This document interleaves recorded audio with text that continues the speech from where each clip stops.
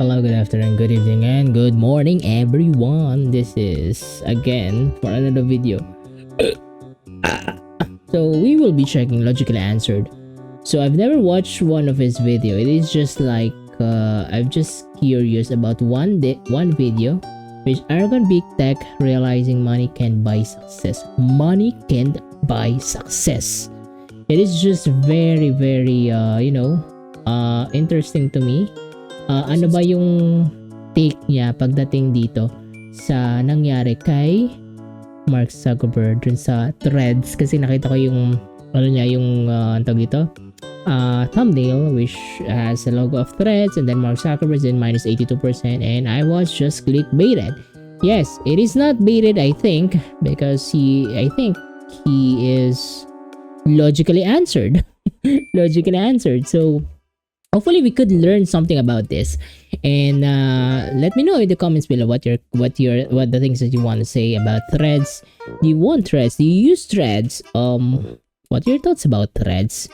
Is Threads good? Not? No, I've never opened a Threads. I've never used a Threads, and yes, let's see what are this video about and see what is going about in this video.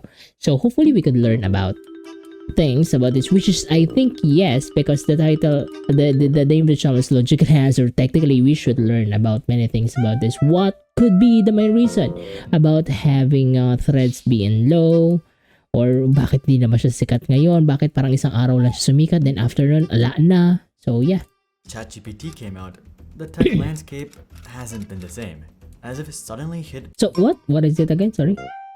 Ever since ChatGPT came out, the tech landscape hasn't been the same. ChatGPT came out, the tech landscape has been the same, as if suddenly hit by a sudden burst of As if suddenly enthusiasm. hit by a burst of enthusiasm, or FOMO.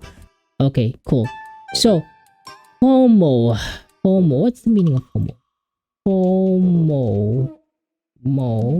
Meaning. Sorry, di ko alam yung meaning ng FOMO. Fear of missing out. Okay, may gusto kong sabihin. Ano ba pinaka-successful na nangyari sa AI nowadays? Did AI already created something that is more valuable na ginagamit na ba ng mga tao ngayon? Well, first, ang pinaka-successful na ginawa ng AI is just ChatGPT, which is technically para siyang ang tawag dito? Ano ba ChatGPT?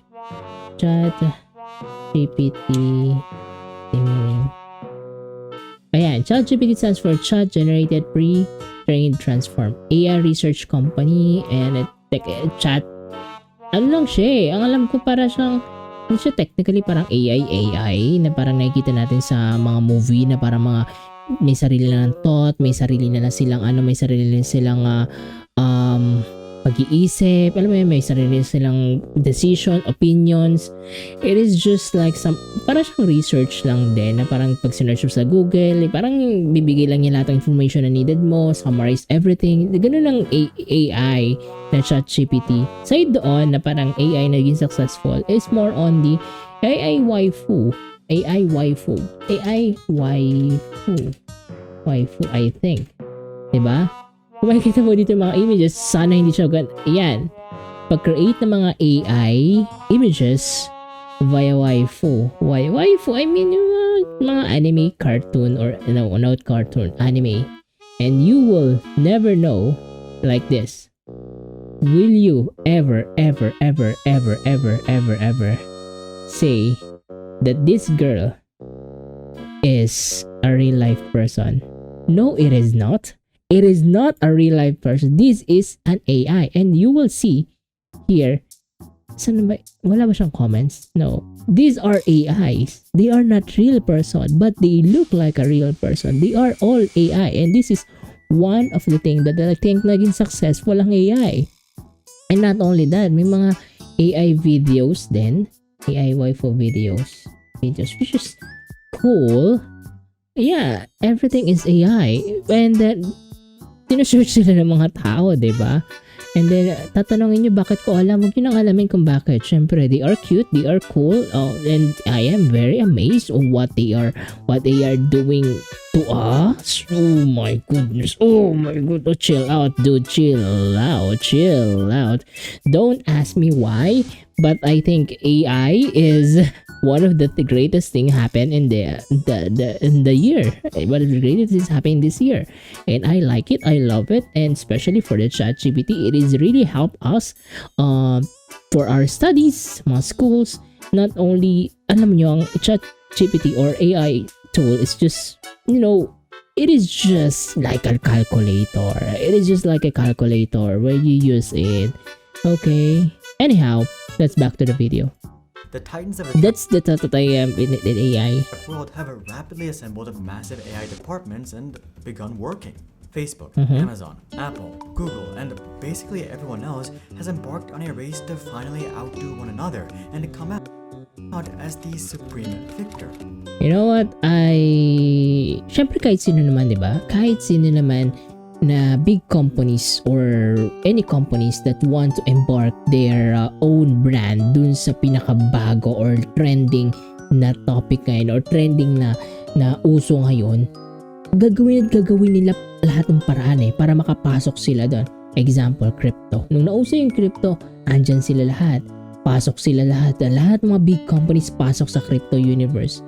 Nung nalaos na yung crypto, next AI. Pasok sila dyan lahat. Yung Google, nag-invest sila para sa AI na parang kung ano-ano, Microsoft, di ba? Nagano sa AI. So lahat ng big companies, lahat ng companies, big, small, or medium companies, gusto nila pumasok yung pangalan nila, industry nila, doon sa mismo kung ano yung uso, syempre kung ano yung nagtitrend, syempre para sa ganun yung mga teenage or mga bata, matatanda na gumagamit nung nung trend na yun, then sila din makakahawa or parang makakapasok din sila. Pero take note, hindi ibig sabihin na ikaw yung una dun sa mismong trend na yun or dun sa mismong part na yun, ikaw yung una, ikaw na yung mag-successful. Example, MySpace, the first one who did that particular program. Pero dahil sa Facebook biglang sumikat siya, napalitan na siya ng Facebook, di ba? YouTube, di ba? May mga Vine na tinatawag. Then YouTube came out. Then YouTube na yung naging biggest platform pagdating sa videos, pagdating sa social media. Dati MySpace, ngayon Facebook na. Hindi lang yun, diba? Meron pa tinatawag sila na yung kuligring WhatsApp.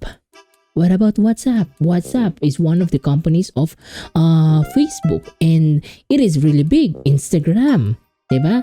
It is really big. Hindi porket ikaw yung nagsumpisa niyan, ikaw na kagad yung maging successful yan. But still, having the first one who landed on that particular trend, it has an advantage. It is really an advantage to you, and it is really good na sana mapasok yung pangalan mo dun sa trend na yun. Sa ganun, ikaw yung nauna, mas makakapitalize mo, mas makakagain ka ng profit dun. Kaya nung nagkaroon na yung crypto, ratsyada agad sila sa crypto. Nang nawala na yung crypto, AI naman, ratsyada agad sila sa AI. Ganun sila. Mga big companies yan. Their goal? Simple. Create the next big thing. The next YouTube, the next Google. I agree here. Katulad ng sinabi ko, hindi porket ikaw yung nagsimula, ikaw na rin yung mag-ending ikaw na yung sisikat talaga. Kasi katulad nga ng sinabi ko, MySpace, napalitan na ng Facebook. Parang yung branding, Google nga, di ba? Ano ba internet ngayon? Pag sinabi ng internet equals Google na. Parang yung Colgate, di ba? Pagdating sa toothpaste, ano ba sinabing toothpaste sa Pilipinas? Pabili nga ng Colgate. Ganun yung sinasabi sa Pinas. Instead na pabili nga ng toothpaste, yung brand na mismo. Na-search mo na ba yun sa Google? Instead na sabihin na-search mo na ba yun sa internet? Diba? Yeah. Next, Instagram. They have funneled an unprecedented amount of resources into research, laboratories, compensation, marketing, hardware, software, and everything else required to bring these remarkable innovations to market. The promise of AI's potential was simply too enticing to ignore. Self-evolving algorithms, human-like machines, unbelievable automation, but most importantly, unthinkable riches and control. You know what? Unthinkable riches and control. Take note. Lahat ng mga yayaman na big companies yan, okay lang sa kanila na mag-try. 100 times mag-try. Kapag nag-boom ang isa dyan, lahat yan bawi mo na. Kapag nag-loss ka dyan, I-file mo na bankruptcy. Bam. File mo bankruptcy. File mo lang na yun as negative loss. Diba? Ano ka na sa taxes, diba? Ano ka na sa taxes? Layo ka na sa taxes. Okay ka na. Chill out ka na, diba? Ganun lang yan eh. Tuloy lang yung mga big companies. Kahit 100 times ka na mag-invest sa ganito, pak, okay lang yan sa kanila kasi once na mag-boom ang isa, bawi na nila ang lahat. Bawi na nila ang ano dyan. Bawi talaga. Tingnan mo yung mga nangyari sa mga big companies na yan, sa mga tech companies na yan. Parang yan eh, pag-a-apply lang yan sa trabaho eh. Pasa ka lang sa lahat ng maraming pasa. Once na makapag-apply ka dyan at once na makapasok ka sa pinagpasahan mo, boom, bawi na lahat ng time na ano mo na nawala sa'yo. Kasi once na nakapasok ka sa kumpanyang yon at meron ka ng trabaho, syempre magkakaroon ng ng sahod. Yung sahod na mapasahod mo, mas malaki pa siguro or magigain or ano man yung mangyari sa kumpanya mo. Pero it depends sa mapapasukan mo na kumpanya. Pero yung nga, katulad ng sinabi ko, parang sa YouTube din yan eh. Magta-try ka hanggang sa 1 yung isa, mag-boom yan, pak! Lahat yan, domino effect na yan. Pasok na yan. Ibig ko sa pasok na yan, parang matik na yan na parang, you know, ano na siya, parang bawi na lahat ng losses mo. 100%. Kaya gusto ng mga big tech companies, i-gamble nila yung pera na kasi yun yung meron sa kanila pera eh. The reality, though, is that FOMO has blinded these giants to a simple yet glaring truth. They have already lost AI, and pouring hundreds of billions into a lost battle isn't going to change anything. Let me explain. Past performance? What is this? In stock market, there's a famous saying, past performance is not indicator of the In future. stock market, there is a famous saying. Past Sorry, I'm just reading. performance is not an indicator of future results, aka just because a stock has been performing well. You know what? I agree. I totally agree. Past performance never ever indicator of the future result kasi no one will never know what the future is. But the past performance is also one of your indicator what could happen in your future. I still believe now what you do in your past and present will be the backbone of your future, will be the one that you will need for your future. So it is still good to have the past performances, the present performances as your sorry as your one of the tools para ma-survive mo yung future mo. But still, I totally agree with him na never ever, no one can ever predict the future unless you have the powers to predict the future, you know what I mean. But yeah, Does not mean that it will continue to perform well. He is right here. It does not mean continue performance for months well. Most investors say this tongue-in-cheek. They know that it's true, but they continue to invest in companies and funds largely because they have performed well in the past.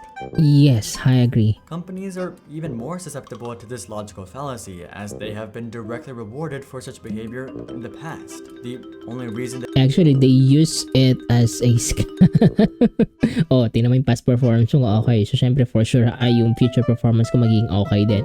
So, invest ka na dito sa akin. Halika dito. Invest ka na sa akin. Ano ba yung ginagawa nila?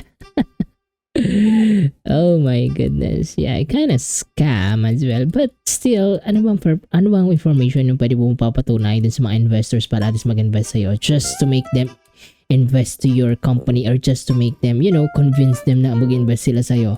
Diba? Siyempre, the record show should have a good records, diba? Diba? Ba't naman ikaw mag-invest sa isang kumpanya na hindi naman maganda yung record? Siyempre doon ka doon sa isang company na maganda yung record. You are sure because of the past performance, they are good. But still, you are correct. Past performance cannot be equate to good performance in the future. they got so big in the first place is because they gambled big on their hero product. I agree. They gamble big in the product. They lost everything but one time na nag-boom, naging okay, they gamble it, bam, naging successful sila. Right? Whether that's the iPhone or Google or WhatsApp, they went against the grain and bet it all. Remember how much criticism Facebook received for spending 19 billion on WhatsApp back in 2014? This gamble ended up paying off, but let's not forget what it was, a gamble. Each time Yeah, I agreed. Everyone is a gamble. You know why? Because no one knows the future. No one knows the future and no one knows what will happen in the future. So that's why in life you need to gamble everything. And these big tech companies, kahit magkaroon sila ng loss na hundreds of losses, if isa dyan, sabi ko nga, if isa dyan magpatok, mag-boom, 100% bawi nila lahat ng losses nila. Kung hindi man, i-write off na nila as taxes. Diba? I-write off na nila taxes. Alam mo yun, pa-finance sila. companies win a gamble, they're more inclined to think that they can dominate any industry they want if they just spend enough money. But this notion is fundamentally flawed, and you don't have to look much further than Meta. After making deca-billion-dollar bets Okay, Meta. Metaverse. Meta. You know why Metaverse did not being successful? You know why? Because yung value na hinahanap ng tao sa isang metaverse, it is not. Kumbaga, it is not the value that we want. No one wants metaverse. No one wants ano yung ginagawa ni Mark Zuckerberg. Example, Instagram, WhatsApp, Facebook, YouTube. It provides value na kailangan ng tao. It provides value na gusto ng tao. What is the value that metaverse provided? Metaverse is just an internet space, a created world by big corporations. It is a world of these big people, of richest people, where everyone of the big richest people controls your life in that particular space. All the information, all the things that you will do. Yes, it has a internet space, a world internet space wherein a different world you are in this world, in the current world. Who wants that? The question is, who needs that? That's the main question. Who needs that? Who needs metaverse? None. No one needs it. But I really respect Mark Zuckerberg na itinuloy niya yung metaverse. Na hanggang ngayon tinutuloy niya, nag-burn siya ng money para sa metaverse. And naniniwala siya na one day it will be successful. I really love Mark Zuckerberg na ginagawa niya yun talaga. Really love. I love it. And he's burning cash. And the question is, who wants it? The question is, who like it? Sino ba? Wala. YouTube. Diba? Instagram, WhatsApp, Facebook, Twitter. Who needs it? Everyone wants it. Kung hindi naman siya kailangan, gusto nila yon, diba? What's the value provided? None. with WhatsApp and Instagram and seeing them pay off, Zuckerberg felt confident to start betting in the hundreds of Yun yung sinasabi ko na hindi porket ikaw yung pinaka-umpisa doon, ikaw na yung magiging successful. Mark Zuckerberg wants to bet all of his money to the metaverse wherein wala pang industry ang pinapumapasok sa metaverse.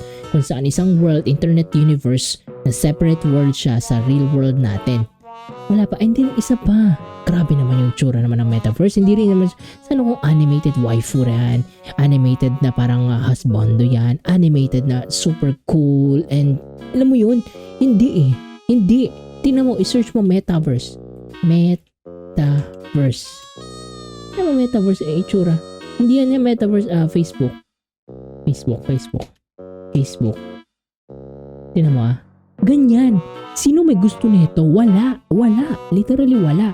Ano ba popular sa mga bata ngayon? Anime. Cool. Sa tingin mo ba gusto nila to? Hindi lang anime actually. Yung cool looking na site or yung cool looking itsura, yung ganito. Hindi yung ganito, parang oh my goodness. Ganyan. Literally ganyan. Parang kung ganito yung gusto mo, metaverse anime. This time, big titiboob. O, diba? O kaya cool guys. Diba? Metaverse. Kaya itsura mo. Bam! Ewan ko na lang. Diba? Ayun nga, anyhow. Back to the topic. Nasaan yung topic natin? Here. of billions with the metaverse. Hindi porket ikaw yung nauna, ikaw na yung magiging successful. Katulad ng sinabi ko, MySpace, Facebook na yung successful. Eto pa, yung eBay. Asan na eBay ngayon? Mas successful ang Amazon ngayon, di ba? And I think we all remember how that turned out. But the metaverse is merely their most publicized failure. Meta's list of failures is far larger than just that. Take Poke, for example. In the early 2010s, after seeing how well Snapchat was doing and failing to acquire Snapchat, Facebook decided to launch a clone called Poke. Actually, hindi ko alam yun. Hindi ko alam yun. The premise seems straightforward.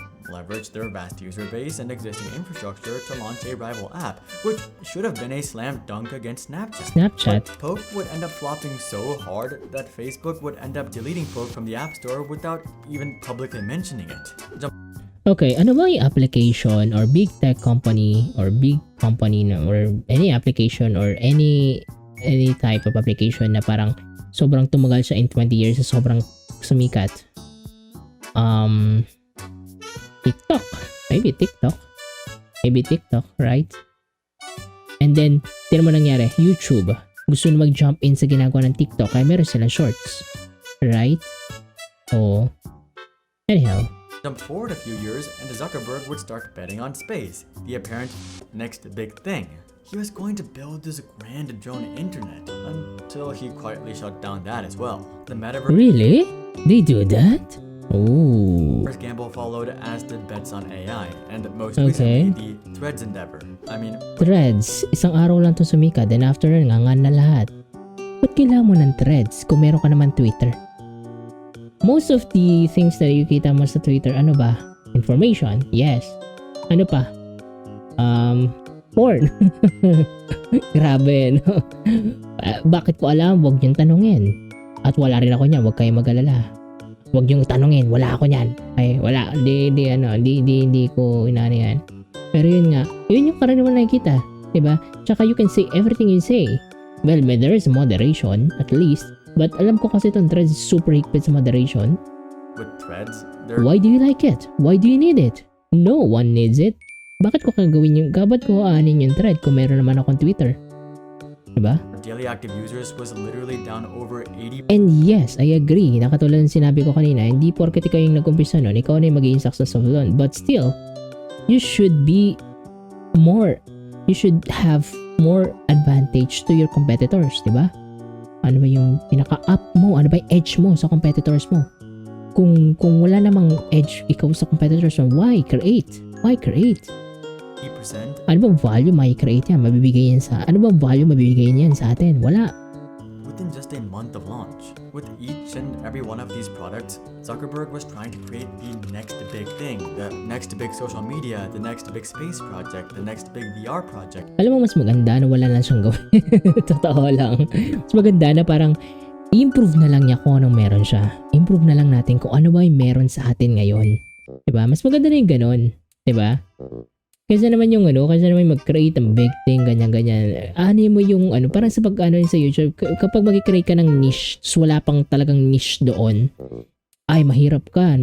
Mas maganda yung meron na dyan, tapos improve mo na lang. Ganun yung nangyayari ngayon eh. Ganun yung gawin hanggang sa makreate mo yung sarili mong product, sarili mong video, sarili mo na ikaw mismo yung gagawa.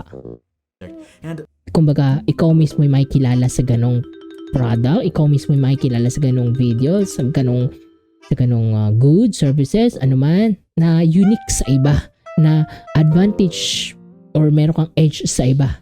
You know what I mean, right? Kumbaga, the key here is that being consistent. If you being consistent, as much as possible, consistent sa mga ginagawa mo, makikita mo na every time na magiging consistent ka, makikita mo yung mga problems mo, and you improve those problems, tapos nun magiging consistent ka sa pag-improve sa mga problems mo, mga issues mo, or yung mga mali mo, mistakes mo in the past, then you will be the best person or the best the best person or the better person on your life. You're the best person on your life, or parang you are the better or the the peak of your life. Hindi ko alam kung paano ko ma-explain yun eh. Pero ganun siya i-explain yun. Parang improve mo yung sarili mo, be consistent, and then mapupunta ka sa the best version. Yeah, that's the right term. The best version of your life, of your best version of you, the best version of you, and then you are being unique comparing to others. Ganun yan. The next Consistent lang. Pwede bang huwag ka na gumawa ng bago? big AI project, but each and every time they miserably failed. This isn't to say that the sector itself failed though. Snapchat has 400 million users, Twitter has 370 million users, Starlink is doing great, and someone will eventually win VR. It's simply that someone wasn't Facebook. The reality is that Facebook has only launched one next big thing product in their entire history, and that was their original product, Facebook. They had 2 successful acquisitions, Instagram and WhatsApp, but that pretty much sums up the entire company. Everything else they tried was a complete failure. This Oh my goodness. Yes, it is failure. But dude, what's up? Facebook, Instagram are big tech companies. Really big companies. They profit millions of dollars. You cannot say that they fail this one, they fail this one. Pero hindi ibig sabihin nun they are bankrupt. Hindi ibig sabihin nun they are failing, totally failing na to the point na they do not have cash. They have cash. They are actually winning with Facebook, Instagram, and WhatsApp. These are applications that are so big that they they profit so much of millions of dollars. They are not losing actually. This money that they are using is just I think on my perception it is just alam mo yun, parang ano lang, sobra na lang nila. It is just an excess on their profit. Maybe so, maybe or maybe not. But I think this is just an excess money. That's how big or how much they profit is, right? isn't a jab against Facebook, as it's true with all of their peers. But they are not going down. Facebook are not going down. Meta is not going down. As well. When was the last time that Google or Apple or Amazon actually launched something that was even comparable to their hero product? Google has arguably had the most number of successful products, but at this point, it's been over a decade since they launched a winner as well. The reason is obvious. It's simply ridiculously hard to replicate the success of something like Facebook or YouTube, even for companies that have already done it once or twice. I agree. It is really hard, and Google has so many products. Gmail, Google Drive, Google Search. The AI of Google is really good, really good in searching. So if you say internet, it is straight up Google. Have you already Googled it? Have you tried to search in Google? Hindi na yung sinasabi, have you searched it in the internet? They already have put their name, their brand on that specific niche, right? Ibig sabihin na internet, Google na. Para yun sa Colgate, diba? Pag pabili po ng Colgate, instead na pabili po ng toothpaste, now, na-google mo na ba yan?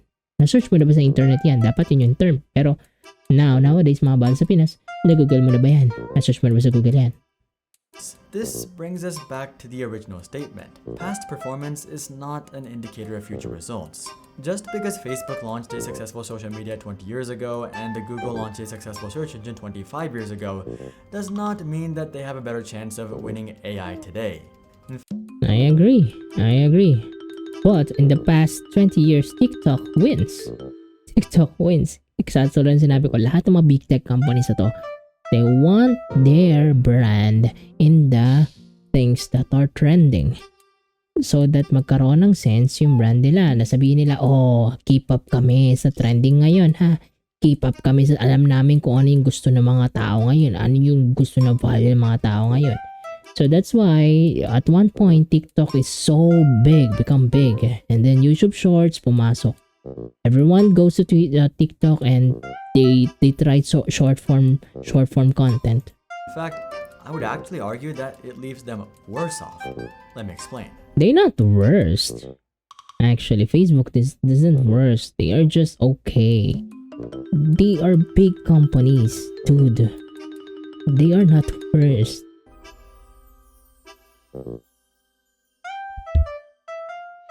These companies are just trying their best, at least try everything 100 times, and then if mag-hit yung isa, boom, papam. Package. Everyone is so quick to point out all of the advantages enjoyed by these tech giants. Mhm. They command the finest engineers, possess unparalleled infrastructure, possess seemingly limitless capital, and boast extensive reach among other assets. Yes. Rarely do people consider these companies' biggest shortfall, an incomprehensible amount of baggage. Aside from Wall Street and Big Pharma, Big Tech is likely the most hated industry in the world. People see them as monopolies with way too I agree.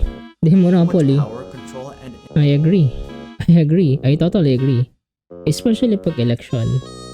They are very powerful and they should be regulated by the government. You know why?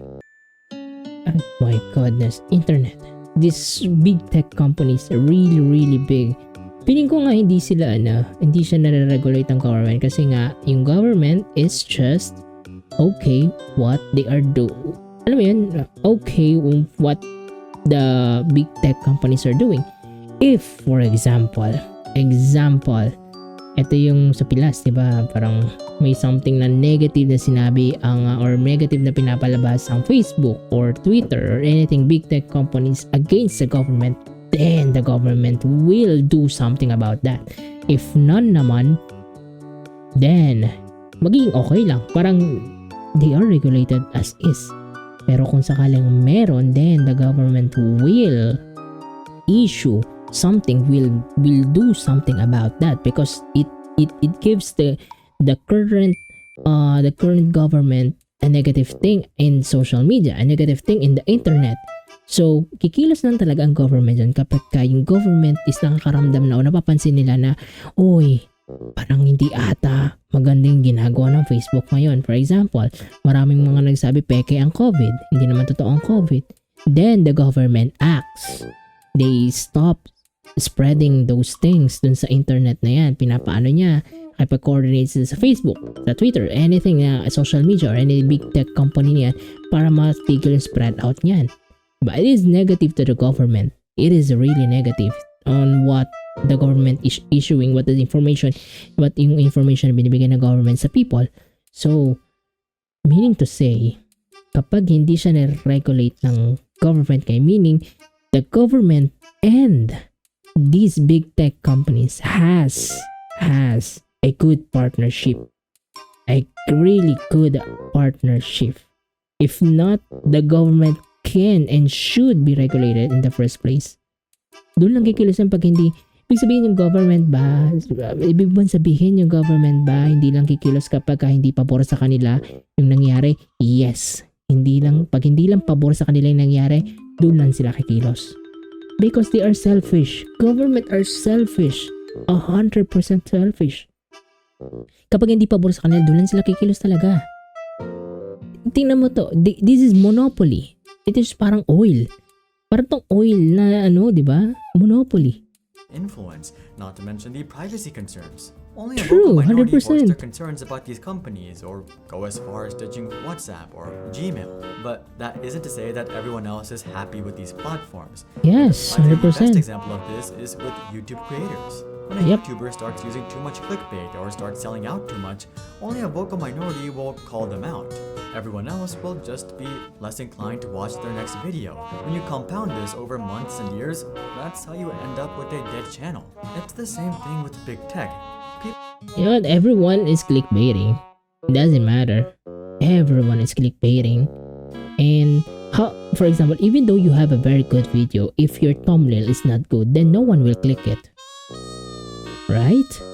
Everyone's clickbaiting, that's normal. People aren't going to ditch Gmail just because Google is notorious for collecting data or implementing anti-consumer friendly policies. But when they eventually get the chance to choose between Bard and ChatGPT, they're gonna choose ChatGPT every day of the week. In fact, I would argue that this bias is the #1 reason that otherwise great products don't take off. Take Threads, for example. Mhm. One of the biggest critiques of Threads is Agree. that it's just a ripoff of Twitter.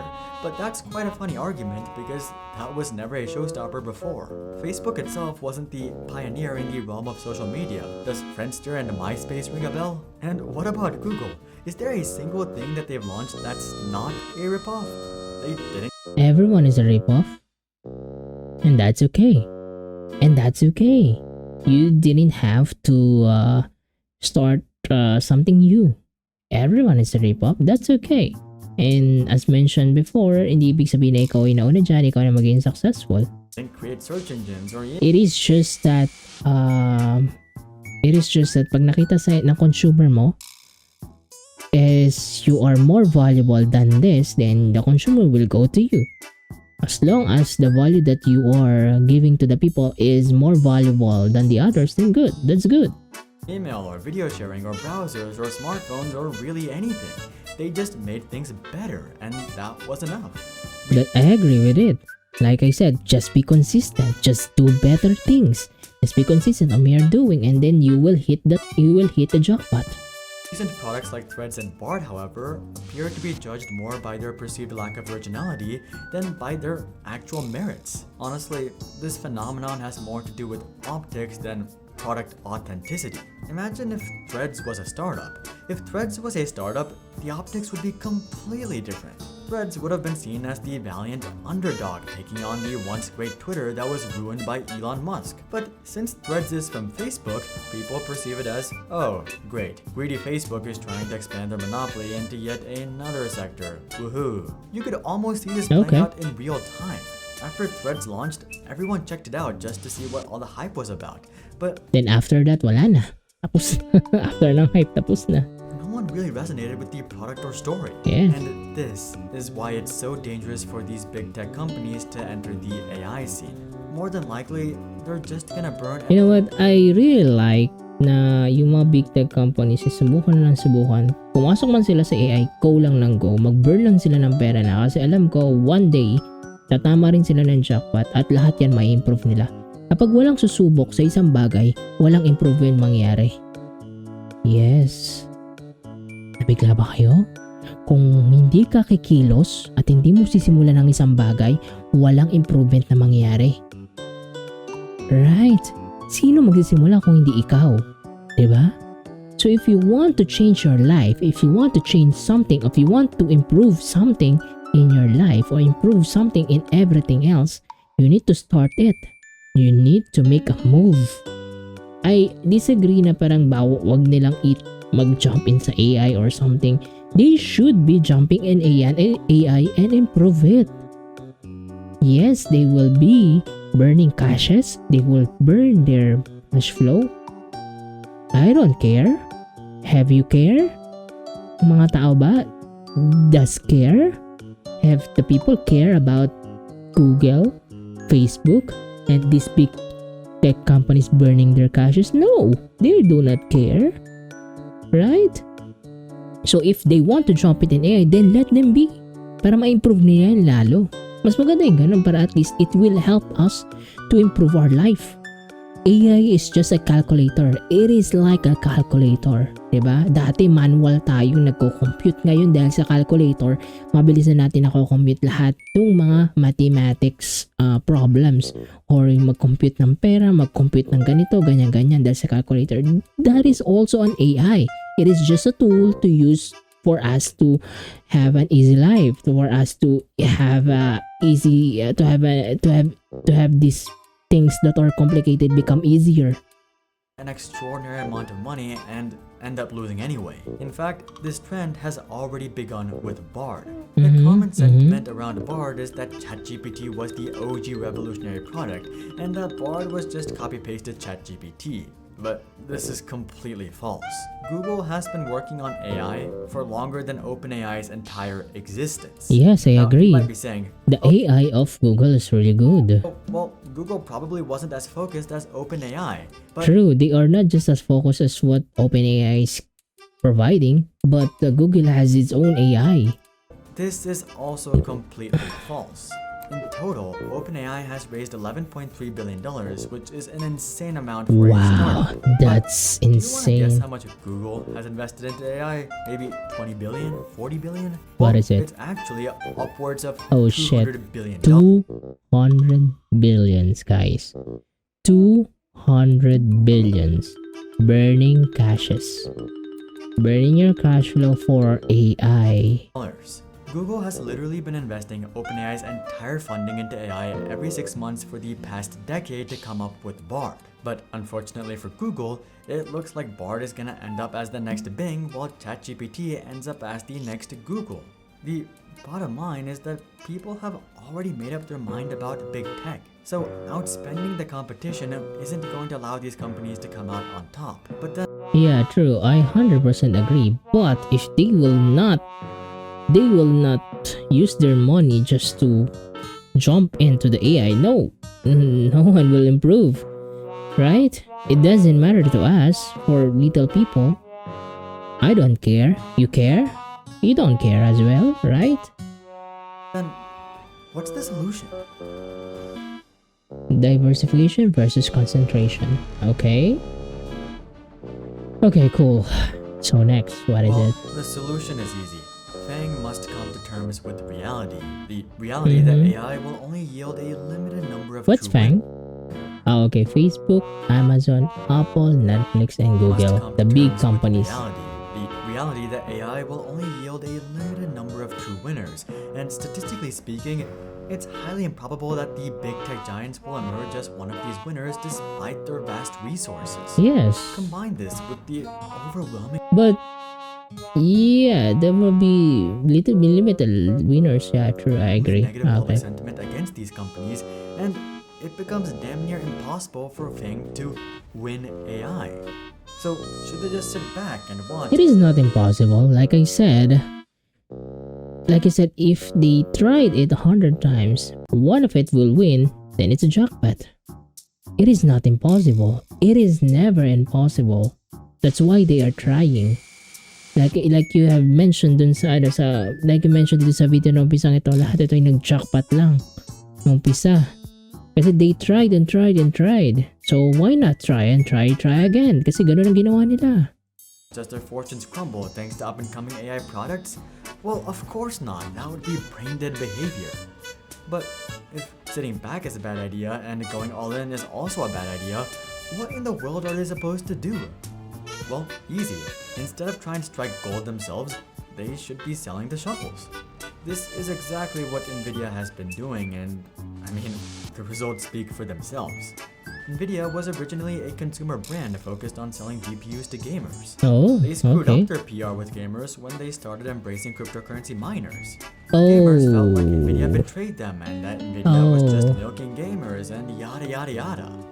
When AI started gaining steam, Nvidia could have easily tried to make their own in-house consumer AI platform. They Okay. had all the tech and money to do so, but instead, they chose to bet on something far more consistent and reliable, selling shovels. Now, Oh. Yeah, that's good actually. If you try and try and try, like I said, you will see some mistakes on your end, and then once you improve it one by one, then you will see one part dun sa ginawa mo mas okay o good, mas nag-improve ka dun sa part na yun. Then focus on that particular part na yun. Tapos makikita mo, at least pag nag-try ka na try, doon mo makikita saan ka ba magaling. Doon mo makikita kung saan ba yung okay sa'yo, saan ba yung goods, o saan ba yung tayo nagpa-profit. Kapag tinry mo ng try ng maraming beses. Ganun lang talaga yon, 'di ba? Like Nvidia, what happened to Nvidia? They fail, yes, but they tried and tried hanggang sa makita nila yung pinaka profit nila, kung saan sila po-profit, and they are profiting it. it doesn't matter to them who wins the AI game. It could be Apple or Google or Facebook or OpenAI or some startup no one has ever heard of. It doesn't matter because they're all using Nvidia GPUs. That's correct. Actually, that's correct. Nvidia GPUs are great. I'm not using it because I'm poor and I want it. I really want it. They are great. What I heard, ano ba yung narinig ko? Yung mga narinig ko maganda nga daw talaga yung Nvidia, which is really, I want it. In this sense, Nvidia has already won AI and secured their future within the new era without actually having to take the massive gamble of creating the next big thing. The same thing can be said about Microsoft. About 10 years ago, they decided that they were gonna be a back-end company focused on supporting great solutions as Okay. opposed to creating great solutions. The result? Well, after 17 years of stagnation, Microsoft would nearly 7x within 4 years. Now, of course, supporting these solutions won't be as lucrative as creating them, but the probability of success is also more like 90% as opposed to You know what these big companies just do? Creating more value. Ano ba kailangan ng tao ngayon? Yun lang. Ano ba kailangan ng tao ngayon? Just focus on that. And have it maximize everything. Just provide what the people needs and then people will buy it. If they see it, they need it, they want it, then people will buy it. Just see what we need now. Just see what we should do in improving ourselves. That's it. That's all. 1 in a million. Also, for the record, supporting AI is already insanely lucrative. Google seems to be recognizing this paradigm shift as they've started focusing more on expanding their cloud business rather than solely launching consumer-centric products. Facebook, on the other hand, is still going all out on gambles, whether that's the metaverse, AI, or threads. And it doesn't matter to us. And if ever, as long as they have good cash flow, still have a good cash flow, then that's good. Kasi alam nila na once na mag-hit sila ng jackpot, one time dyan, mag-fail man sila, it is literally jackpot. Literally jackpot. And everything na failure nila, mara-write off na. Lalaking kita nila dyan in the future. If they are good, if nakahit sila ng jackpot. It's the same case with many of the other companies at the top as well, as they've all been blinded by FOMO. And all they're gonna have to show for it in 5 or 10 years is a slew of forgotten products and hundreds of billions of dollars less. Okay, after 5 and 10 years, ano ba mga products na magtatagal? Google, yeah, YouTube, yeah, Amazon, yeah, through Netflix, I don't know, man. Yeah, maybe, I don't know. Apple is really, I don't know, man. Really good company. They created their own brand. Oh shit, I don't know. I don't know what. I'm dumb. I'm really dumb. This is what I'm understand in the whole world actually. I'm just giving my opinion here about this big tech company. And yes, literally the question is, arrogant big tech realizing money can buy success. Yes, they can actually buy success kasi they have the money. They have the money. Once matry nila 100 times and then one mag-hit yan, boom, yan. Literally, it answers the question. They can buy success. That's what happened to those previous companies in the past. But yeah, like he said, you cannot predict the future. Past results or past performance is not the basis or in the basis for the future, what will happen in the future, right? So can the money buy success? Yes, 100%. Kung meron kang pera, okay yung cash flow mo, edi tuloy mo lang yan hanggang sa 1, mag-jackpotan mo ang isa. Good. In the bank. The problem is that much of big tech is trying to buy naked calls on AI, when the smarter solution is to just sell puts by offering the foundational tools and support necessary for the AI landscape to flourish and to laugh all the way to the bank. But that's just what I think. If you'd like to learn about how AI got to this point, check out this video. But until then, I'm Hari, and I'll see you guys. This is really a good video, guys. Please check out this video. Thank you so much. Logically answer. I've learned a lot. Literally learned a lot about this video, and hopefully you learn a lot as well. So all people na nanonood nito, please check out this video. Really good video. In my modest opinion, as a big fan of Ready Player One, I love the concept behind it. Yes, I really love it. But I think Zoc did the worst possible thing, set on fire money, and had to show it something that looked like 3 people into garbage potato PC $3,000 will make maybe starters. You know what, kasi yung itsura din mo naman kasi na metaverse eh. Tignan mo, sino ba may gusto niyan? Wala may gusto niyan. Tapos no, nandun ka sa isang world na kung saan namumuno yung mga richest people, mga naka-invest dun sa metaverse na yon. Sino yung ganon? Parang makakontrol nila information mo, yung life mo doon. It is really good to have internet space world, pero no, thank you. And everything, you know what, I agree na dapat talaga irregular itong mga mga big tech companies na to kasi they control the internet space. They really control. This was very different take from what I've been hearing other places. It seems well though out and makes sense to me. I appreciate the research and the stat on how much Google has been spending on AR for the last decade is shocking. Really shocking. $200 million. Really, dude.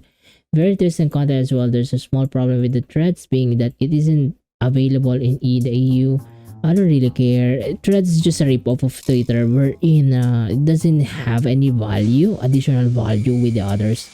With Twitter. You're right, the Titans are throwing a lot of money at it for diminishing results. And have you care? No, we don't care. I don't care if they are throwing money. If they are good in cash flow and they are throwing money about it, that's good. It will help for the improvement of AI. It will help with the improvement of people. I don't care if they throw so much money. However, the for companies that collect data using AI is very fertile because you are able to figure out what the person is thinking, what much clearer. Imagine if someone using ChatGPT on writing a report and the data then processed by Microsoft for providing ads for to that person, and on the edge, or when they use Edge, or if it's research related, companies would like to hire people who do that type of research, like pharmaceuticals, so they can send job ads those who use AI assistant specific jobs. Yeah, AI is really cool. AI is really help. The AI is the future, and they should spend money on that. And AI should be free for all, I think. This is cool. You know why? Because of this. AI is cool and lovely. AI is cool and lovely. AI is cool and lovely. This is what AI does. Oh, are you shocked? No, I am not. Are you shocked? No, I am not. You are shocked? Yes, you are. But this, do you love this? Yes, we are. AI husbando. AI husbando. Dude, they are no AI husbando. No, dude, why is this just waifu? It is just waifu? Oh my goodness. Dude, there are so many down bad people in the internet, especially in Twitter. No way, dude. No way. This is why AI is good. This is why AI is good. This is why AI is good. This is the only reason. There's so many people, so many boys and girls that is so down bad. Really, dude. Really, dude. Anyhow, thank you so much for watching and have a nice day. Bye. Thank you so much. Bye. Well, look who made this through this video. Impressive survival skills, my friend. Now, if you think your nerves can handle it, check out our latest creation here in the video. You know what it is. Nakikita niyo sa screen niya. Check out mo na yan. For sure. It will enlighten you and give you some powers. Powers to be stronger than anyone else. Warning, this is just a warning. Excessive laughter might cause your neighbors to question your sanity. So, click right here to dive into the madness. And hey, if you haven't subscribed yet, well, we can't promise to cure your FOMO, but we can certainly make it worse. Hit the subscribe button and let the hilarity ensue. See you on the other side, brave souls. God, thank you, Lord. And yeah, click this 2 videos or 1 video. What you can see here is the best video for you, and it will be the best for you. Look at this picture. Look at this picture. These eyes, those eyes, was mesmerizing. It will give you big heart. I promise you. Promise.